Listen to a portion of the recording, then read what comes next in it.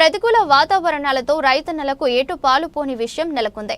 ముందుగానే ఋతుపవనాలు వచ్చాయని గంపెడాసతో విత్తనాలు విత్తితే విత్తన రోజు నుంచి ఎంత వర్షం వరకు కూడా చుక్క పడకపోవడంతో అవి భూమిలోనే మాడిపోయి మరోసారి రైతన్న పెట్టిన పెట్టుబడులు నేలపాలైన ఘటన వరంగల్ జిల్లాలో చోటు చేసుకుంది. వరంగల్ జిల్లా నర్సంపేట డివిజన్ పరిధిలో ఋతుపవనాలు ముందుగా వచ్చాయని టీవీలోను పేపర్లోను వచ్చిన వార్తలు విని అప్పు చేసి దుక్కులు దున్నే విత్తనాలు విత్తామని రైతులు తెలిపారు. కాగా విత్తన నాటి నుంచి వర్షం రాకపోవడంతో విత్తనాలు భూమిలోనే మాడిపోయాయని ఆవేదన వ్యక్తం చేశారు. లోరిపేట మాకు 2 ఎకరాలు ఉన్నది.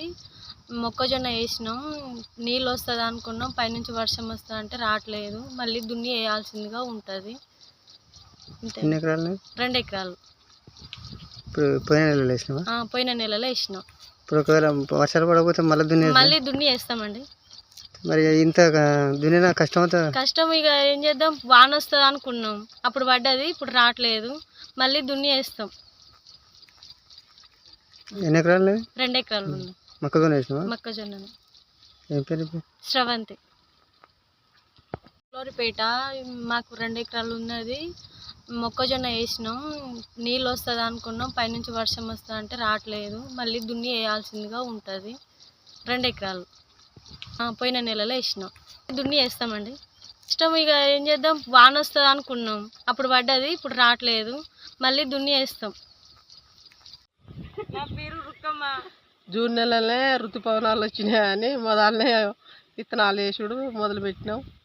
ఇప్పటికీ వర్షాలు లేవు. గిన్ని ఎకరాల భూమి ఉంది. విత్తనాలు ఖరీదు గల్లాయి తీసుకొచ్చి పెడుతున్నాం. మరి దేవుని దయ వల్ల వర్షం పడుతుందో రాదో తెలియదు. రైతులు ఈ తీరుగా కష్టం చేసి మునుగుతున్నారు. సంవత్సరం కూడా ఎట్నే వేసినాం మొక్కలు.